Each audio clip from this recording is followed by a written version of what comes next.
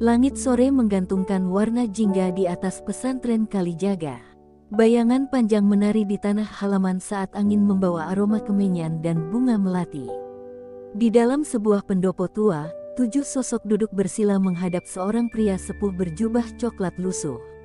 Sunan Kalijaga, sang guru agung, menatap mereka satu persatu dengan sorot mata teduh namun penuh makna. Suasana sunyi menciptakan getar dalam dada. Tidak ada yang berani bicara sebelum sang wali membuka suara. Hanya suara burung jalak dari kejauhan dan derit kayu tua yang mengisi kesenyapan. Di hadapan para muridnya, beliau menggenggam seutas tali tua yang dililitkan pada sebuah gulungan kain berisi naskah kuno.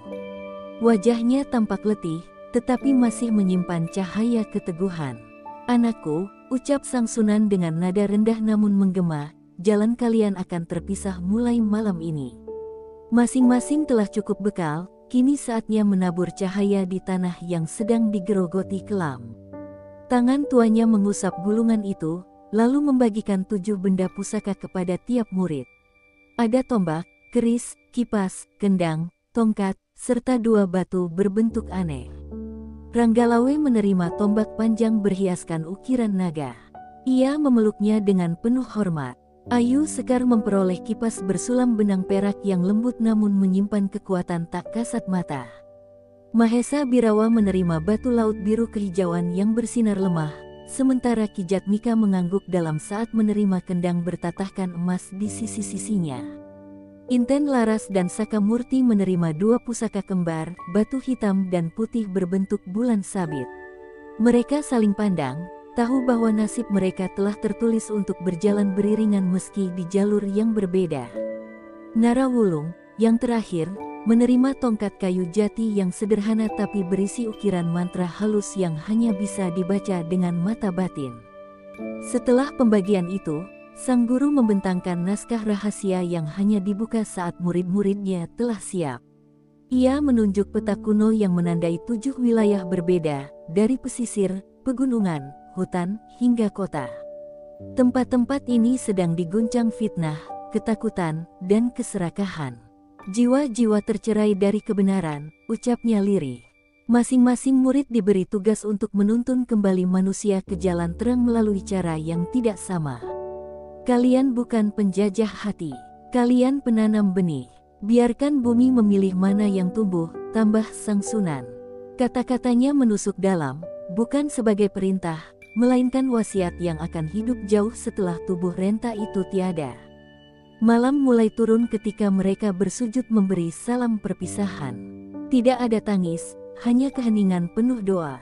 Angin menggoyangkan daun-daun randu, seolah alam pun mengucapkan restu. Di antara bayang cahaya lampu minyak, 7 murid itu melangkah pergi ke arah berbeda, menyisakan satu cahaya di hati yang menyala tak akan padam. Sunan Kalijaga duduk kembali, memandang langit gelap yang mulai ditaburi bintang. Ia tahu jalan mereka tak mudah. Akan ada darah, pengkhianatan, dan ujian batin yang mengguncang. Namun ia yakin, ketujuh cahaya itu akan menjadi pelita bagi tanah leluhur yang mulai kehilangan arah. Dan malam itu, sejarah baru pun mulai ditulis, tanpa tinta, hanya dengan tekad dan iman. Kabut pagi menyelimuti hamparan hutan alas Mentaok, menciptakan selubung sunyi yang menyesakkan. Burung-burung enggan berkicau, seolah turut merasakan ketakutan yang merayap di setiap akar dan batang. Di tengah kesunyian itu, langkah kaki seorang pria berbusana serba hitam memecah ketegangan. Di punggungnya, tombak berujung 2 menyilang, berkilat tertutup kain. Ranggalawe telah tiba. Ia berdiri di batas antara terang dan kelam, tempat di mana desa-desa di bawah kaki gunung hidup dalam cengkeraman kelompok perampok keji yang menyebut diri mereka Watu. Ireng, tidak hanya menjarah, mereka menanamkan rasa takut lewat ilmu hitam yang membuat sawah mengering dan ternak mati tanpa sebab. Rakyat hidup dalam bayang nestapa, menanti keajaiban yang tak kunjung datang. Saat malam menelan mentari, Ranggalawe menyelinap ke sebuah desa yang telah ditinggalkan penghuninya.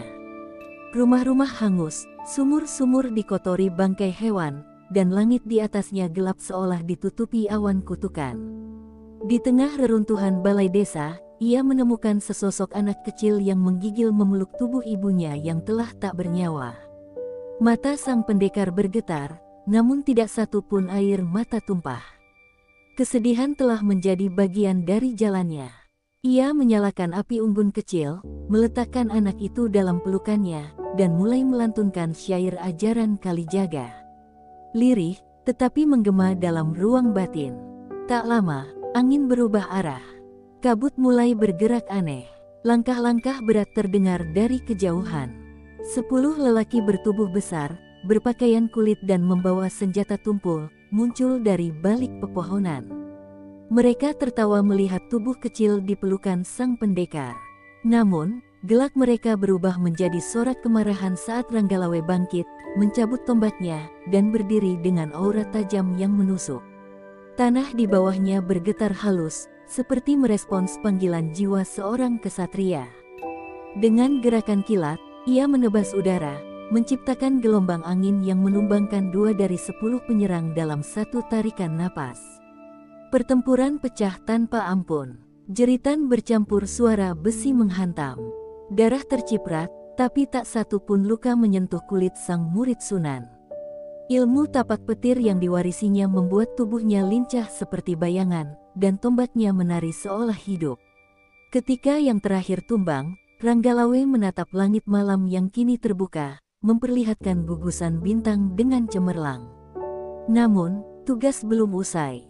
Ini baru pengantar. Pemimpin Watu Ireng, seorang dukun sakti bernama Ki Durjana, masih bersembunyi di pusat hutan, dikelilingi patung-patung batu dan pagar racun. Ranggalawe tahu ia tidak sekadar menghadapi manusia, tapi kekuatan kegelapan yang telah berakar sejak zaman sebelum Majapahit berdiri. Dan untuk itu, keberanian saja tak cukup.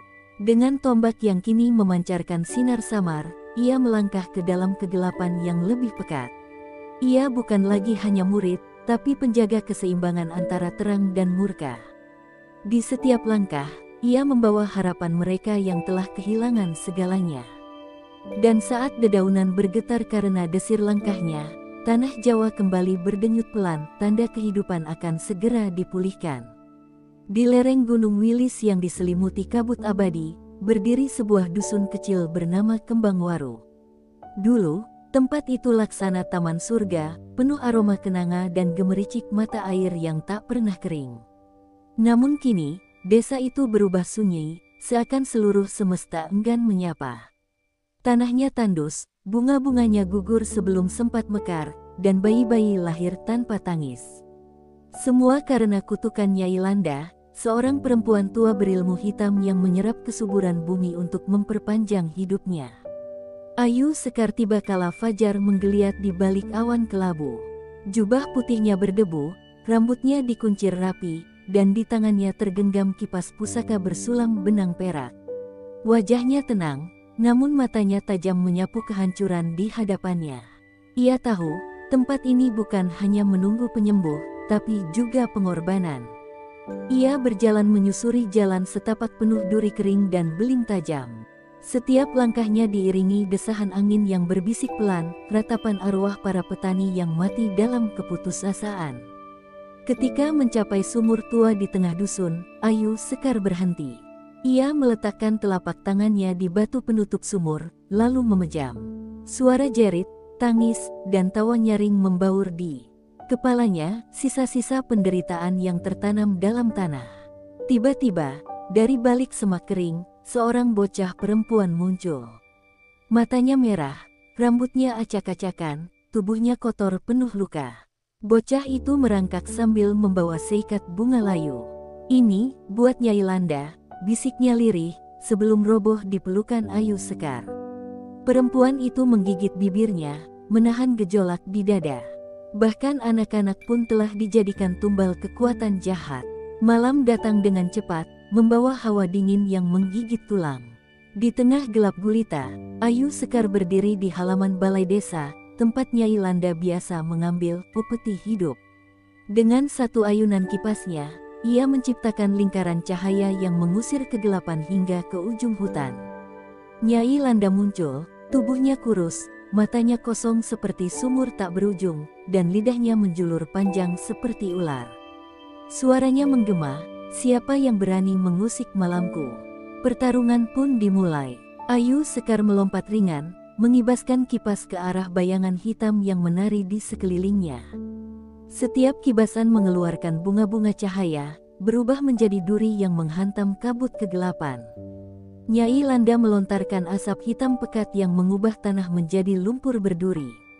Namun Ayu Sekar tak gentar. Ia berdiri, darah mengalir dari pelipis, tapi langkahnya mantap. Dengan satu tarikan napas, Ayu Sekar membacakan mantra yang diajarkan Sang Sunan, rahmat Allah seperti embun pagi, lembut namun menembus segala kekerasan.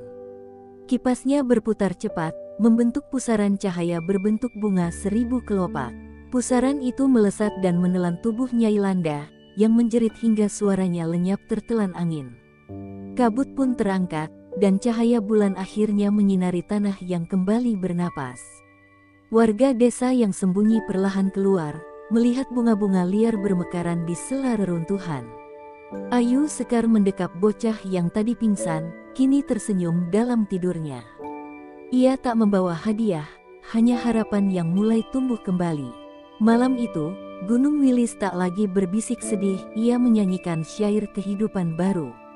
Sebelum matahari sepenuhnya naik, Ayu Sekar telah pergi. Langkahnya ringan, namun hatinya menyimpan luka yang tak tampak. Tugasnya belum selesai. Masih banyak sudut tanah Jawa yang menjerit, menunggu sentuhan tangan penuh kasih dan keberanian. Dan dia, sang putri 1000 bunga, akan datang tanpa diminta, seperti hujan yang tak pernah menagih terima kasih. Langit utara menggantung kelabu saat Mahesa Birawa menjejakkan kaki di tepian pesisir Sedayung. Ombak-ombak yang biasanya riuh kini diam seperti mati rasa, seolah laut telah kehilangan nadinya. Udara beraroma amis, dan perahu-perahu nelayan terbalik tanpa sebab. Di kejauhan, Pulau Kembang Katon berdiri muram, tertutup kabut pekat.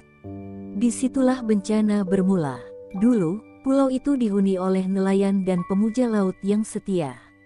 Tapi segalanya berubah ketika Kiai Dadang Wulung, mantan saudagar yang berkhianat pada sumpahnya, mendirikan padepokan hitam di puncak Batu Karang. Ia mempersembahkan nyawa manusia sebagai tumbal agar laut tunduk padanya. Setiap malam bulan mati, satu nyawa hilang terseret ombak, dan keesokan paginya muncul emas di pasir pantai. Mahesa Birawa mengenakan jubah biru tua, rambutnya dikuncir rendah, dan di pinggangnya tergantung sabuk baja pemberian Sunan.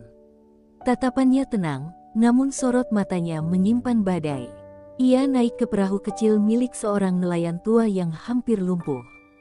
"Tak ada yang kembali dari pulau itu," kata si kakek pelan. Mahesa hanya menunduk. "Aku bukan datang untuk kembali. Aku datang untuk menyudahi." Perahu menembus kabut yang tebal bagaikan jaring laba-laba raksasa. Di tengah lautan yang membisu, suara tabuhan gamelan lirih terdengar. Irama itu tidak menenangkan, ia mencekam, seperti ratapan yang dipaksa. Menjadi lagu, Mahesa mendekap sabuk baja di dadanya, dan seketika sabuk itu berdenyut hangat, merespons keganjilan yang menyelimuti pulau terkutuk.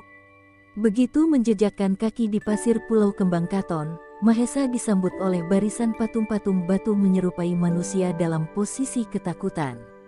Tangan terangkat, mulut terbuka, mata terbelalak. Mereka bukan pahatan. Mereka adalah korban. Dibekukan dalam kutukan. Di tengah pulau, berdiri pendopo kayu berukir, tempat Kiai Dadang bersemadi. Dari dalam, bau dupa bercampur darah menyengat, mengoyak kesadaran siapapun yang mendekat. Mahesa membuka langkah perlahan, setiap injakan disertai zikir yang ia rapalkan dari hati. Tiba-tiba, bumi berguncang. Tanah terbelah, dan dari perut bumi muncullah sosok raksasa berjubah merah menyala, penjelmaan dari amarah laut yang ditawan. Mata sosok itu memancarkan cahaya biru yang membakar, dan suaranya menggema seperti ribuan ombak yang ditahan paksa. Kiai Dadang muncul, tertawa keras di atas singgasananya. "Aku tuan atas laut ini. Bahkan badai sujud padaku," teriaknya. Mahesa tak menjawab. Ia mencabut sabuk baja dari pinggangnya, dan sabuk itu berubah menjadi cambuk berkilau, berdenyut mengikuti detak jantungnya. Dengan satu kibasan, ia membelah angin dan menorehkan cahaya ke tubuh raksasa, menciptakan luka dari cahaya yang tak bisa sembuh. Pertarungan berlangsung hebat, air laut menyembur, membentuk dinding setinggi pohon kelapa. Mahesa melompat, menghantam makhluk itu dengan doa yang disematkan dalam geraknya. Sementara Kiai Dadang melantunkan mantra untuk mengembalikan kekuatan raksasa, Mahesa menancapkan cambuk ke jantung tanah, memutus ikatan yang menghubungkan penguasa gelap dengan elemen laut.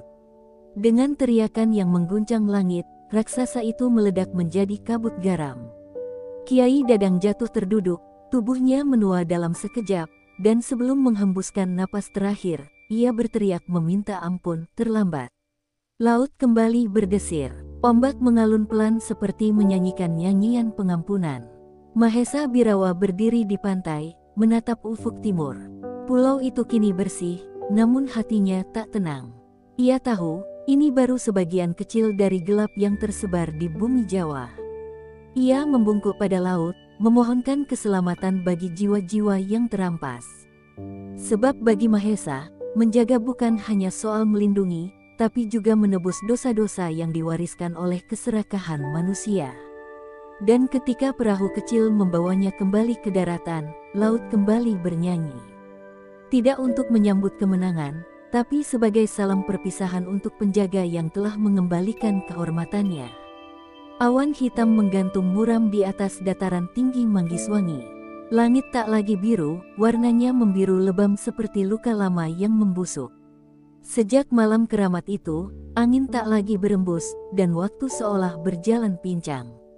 Penduduk dusun mulai bicara dalam bisik, menyebut nama seorang pangeran yang lenyap ditelan petir di malam badai bertahun lalu, Jaka Tulis, murid Sunan Kalijaga yang dikira telah menjadi arwah penunggu gunung.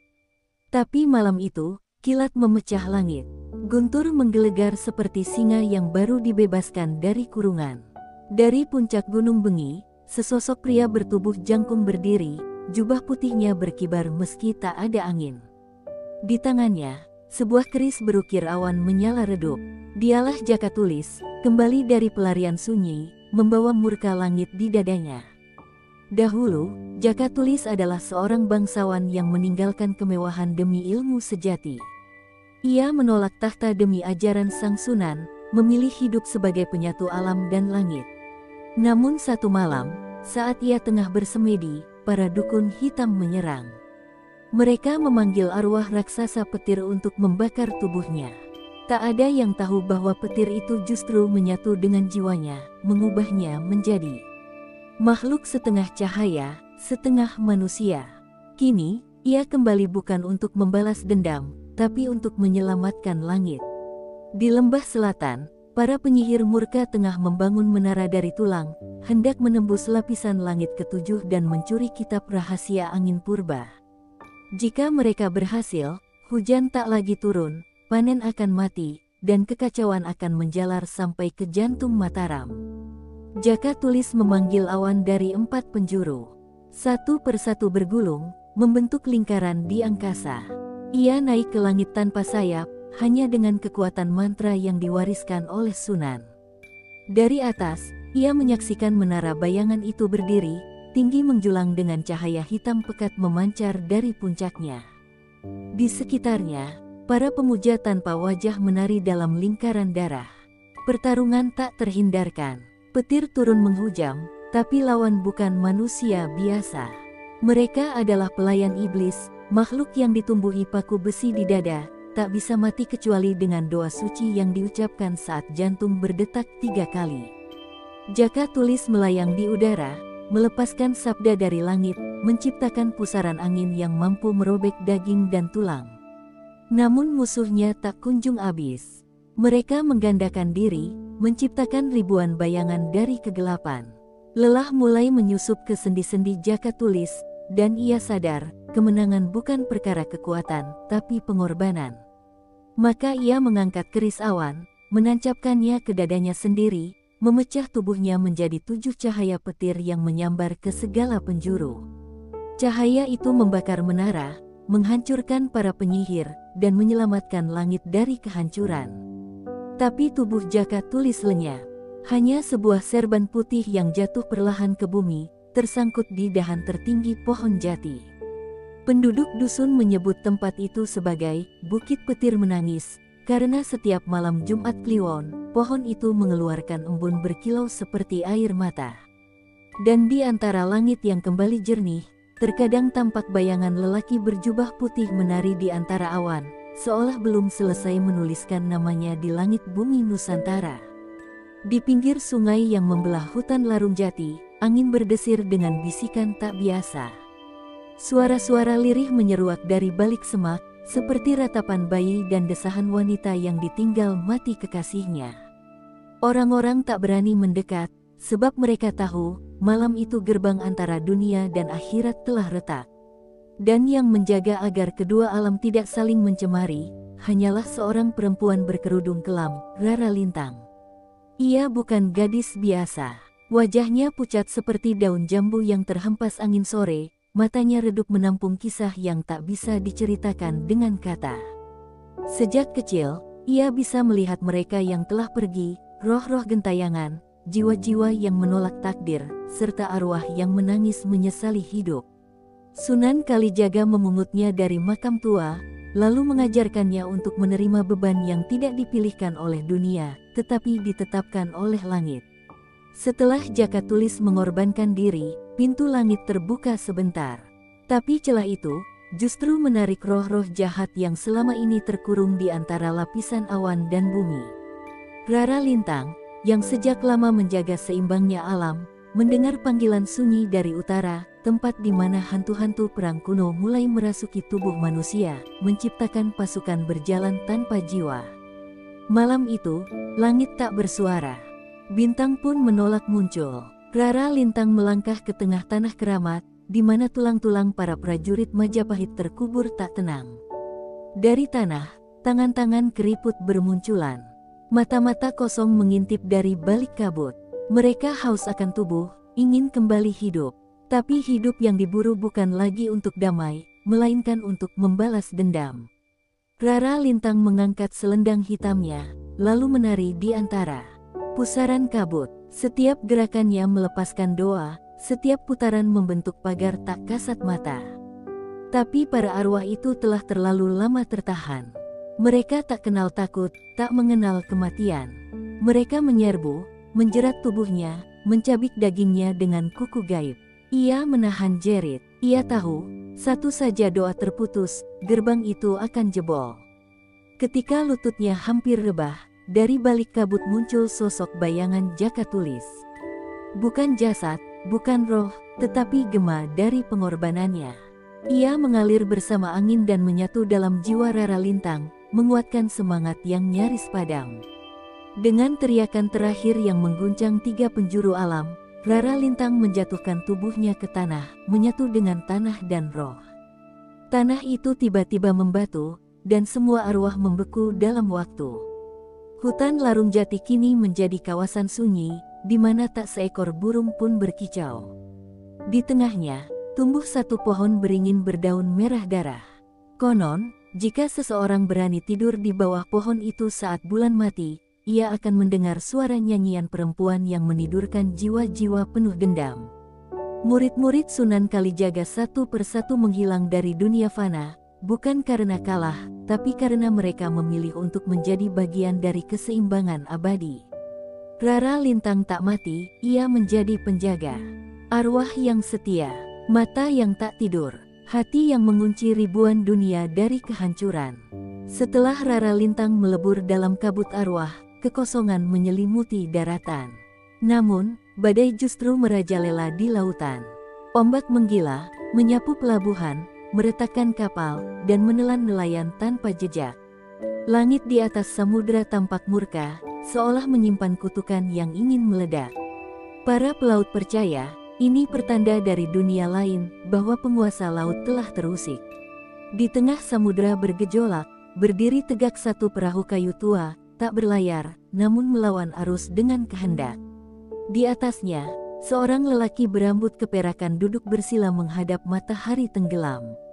Dialah Kiai Sabrang, murid Sunan Kalijaga yang memilih hidup di antara gelombang, mempelajari rahasia laut, berbicara dengan ikan paus, hingga berteman dengan hiu putih yang menjaga jalur timur Nusantara.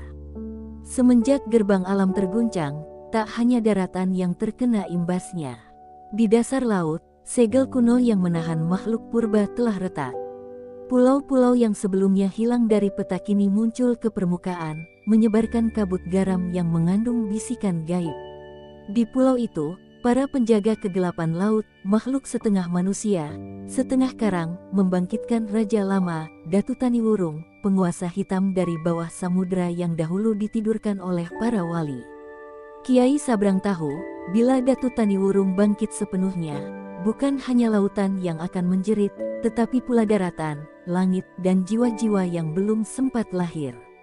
Maka ia mengarungi arus menuju pulau terlarang, menghadap badai yang bahkan dewa enggan menginjakkan kaki. Di balik pulau itu, ia menuruni gua karang yang menyesatkan pikiran, melewati lorong-lorong waktu yang hanya bisa dilewati oleh yang hatinya bersih.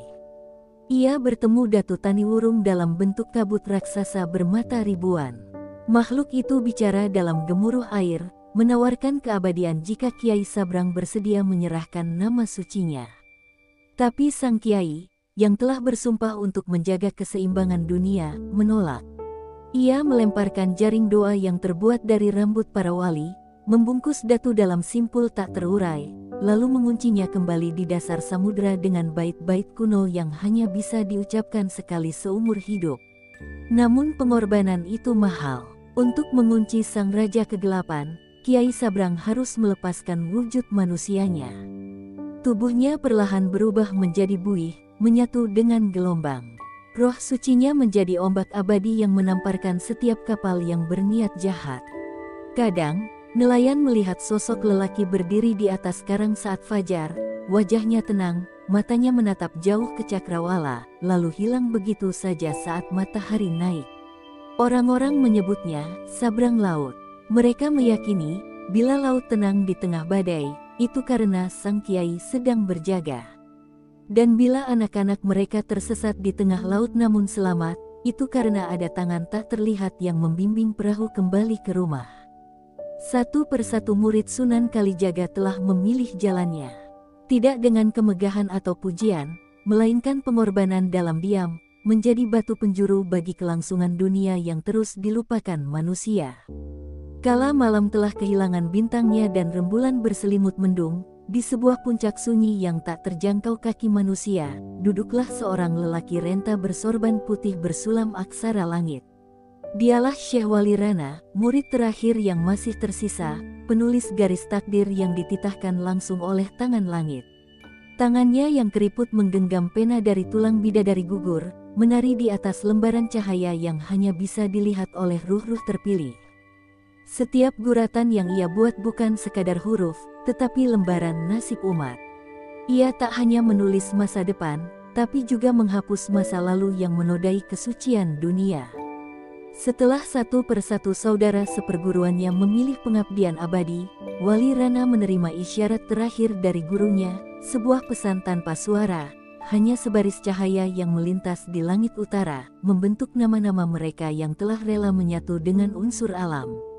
Hatinya perih, namun ia tahu, tugasnya belum selesai. Sebab bukan hanya alam yang butuh penjaga, melainkan juga takdir manusia yang kian dipermainkan ambisi dan keserakahan. Pada malam ketujuh setelah hilangnya Kiai Sabrang, langit berubah menjadi tinta. Bintang-bintang jatuh seperti daun kering diterbangkan badai. Itu pertanda, pena terakhir telah diturunkan.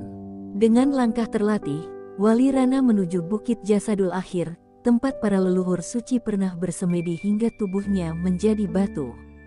Di sana, ia membuka lembaran akhir, takdir dunia. Namun saat ia hendak menulis penghabisan, kabut merah menyelimuti puncak.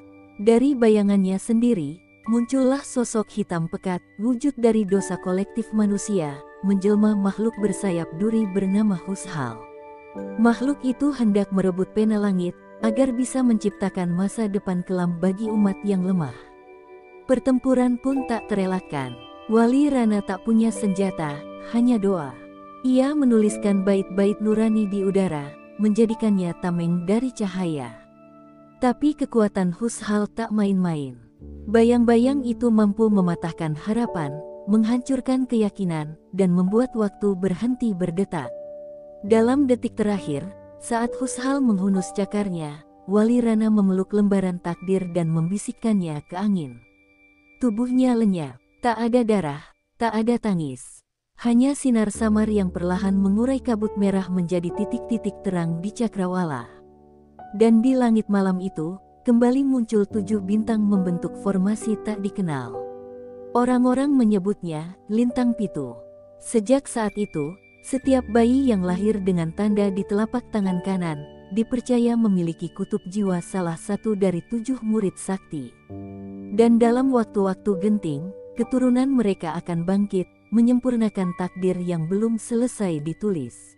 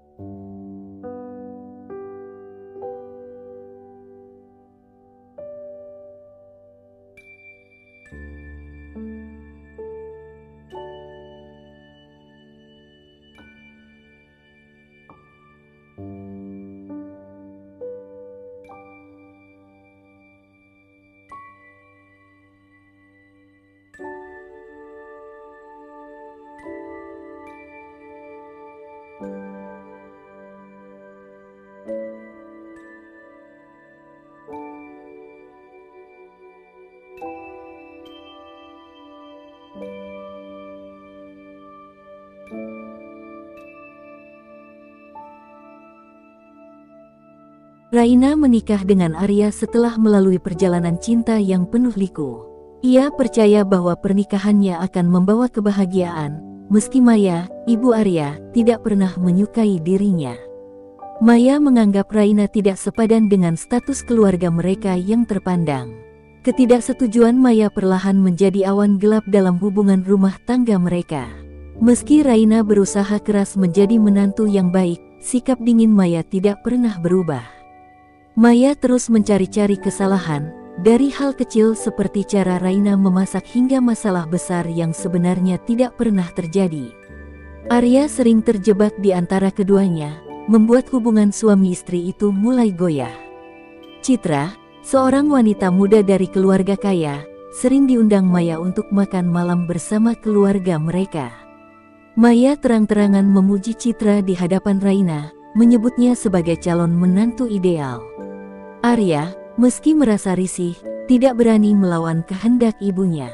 Kehadiran Citra semakin memperkeruh suasana di rumah itu.